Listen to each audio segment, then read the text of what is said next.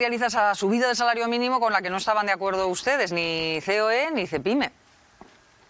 Bueno, no es que no estuviéramos de acuerdo, porque desde el principio hemos estado diciendo que entendíamos que el salario mínimo había que subirlo y que entendemos que tiene que haber, igual que el resto de los trabajadores que van por convenio colectivo, los trabajadores que van por salario mínimo también tenían que tener su subida. Esa subida la ciframos desde CEPIME en un 4%, que entendíamos que era equivalente y en algunos casos incluso superior a la subida que se había producido en otros convenios colectivos. Pero desde luego no un 8% como así ha sido finalmente. El argumento que se nos daba cuando hablamos con el presidente de la COE en Aragón era que se había propuesto esa subida del 4%, que no se había obtenido respuesta por parte del Gobierno y que no se acudió a la última cita que hubo para negociar ese salario mínimo porque daban por hecho que ya estaba pactada. María Jesús.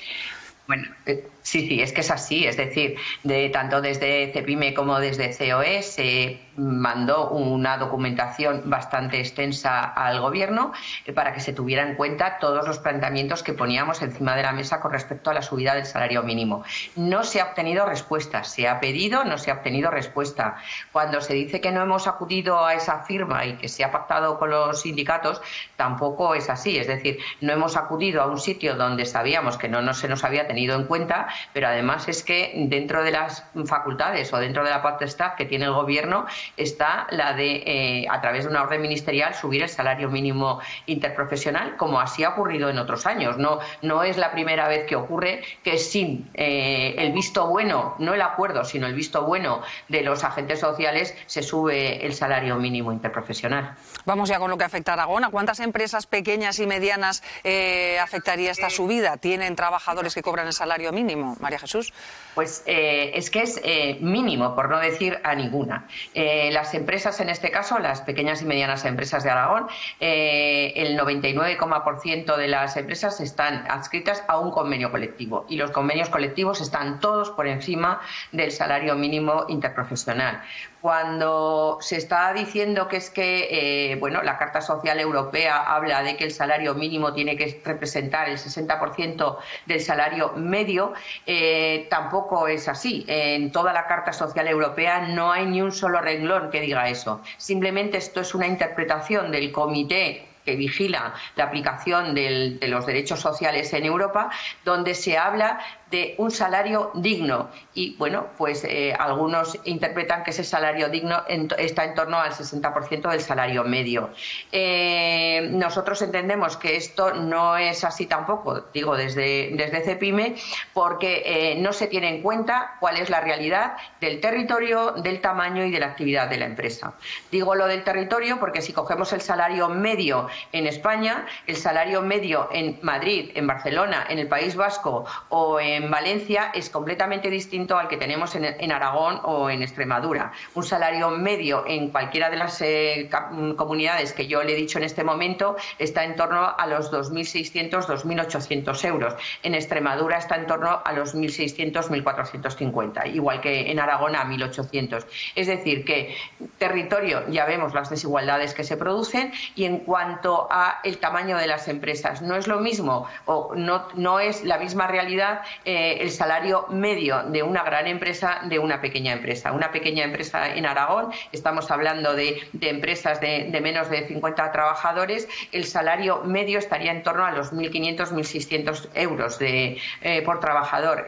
Para una gran empresa estaríamos hablando de 2.800, 2.500, 3.000 euros. Y luego la actividad. ¿A quién se le aplica el salario mínimo interprofesional? Pues en concreto a unas actividades además muy concretas. Estamos hablando de empleadas de hogar que ya sufrieron las consecuencias de la última subida del salario mínimo interprofesional porque muchas vieron rescindidos sus contratos.